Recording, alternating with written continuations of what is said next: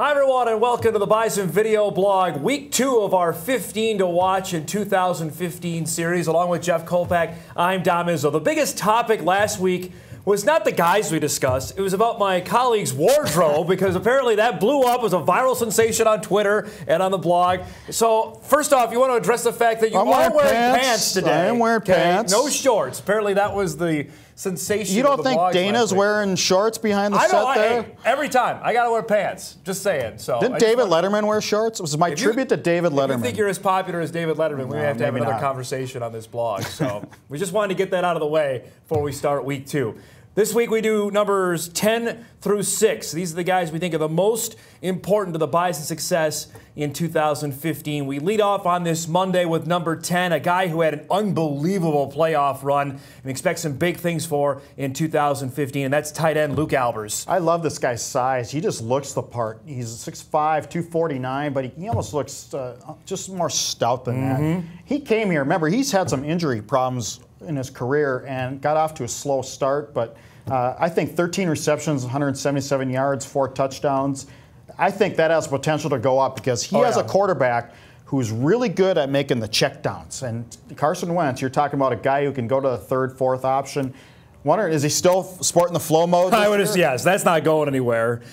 The thing that was also impressive, Jeff, is 3 of his touchdown receptions came in the FCS playoffs. There are 2, excuse me. He had 1 against South Dakota and 1 against Southern Illinois. And then he caught a touchdown against Coastal Carolina and then the big one early in the game against Illinois State in the FCS championship. He got better as the season went along. And I think his size and his hands is something that's totally underrated, being a reliable guy over the middle and able to just bury himself over linebackers and defensive backs. As we just saw in that last clip, too, Bison players who you least want to tackle, I would think Bonnet is right up there. I think this guy is right up there too. When he turns his shoulders and gets going, I'm not sure I want to stick my head in there. He's a product out of old Iola, Wisconsin, which of course is Tim Polisick's hometown. NDSU's been really good, obviously, out of the state of Wisconsin and this specific city where they've nailed some guys. Albers was not a highly touted kid coming out of high school, but his size just lends the fact that he can be really special. How does he get better in 2015? Because you know defenses are going to focus on him this season. He gets better, just as we saw right there, because he has a quarterback who can zing it over the middle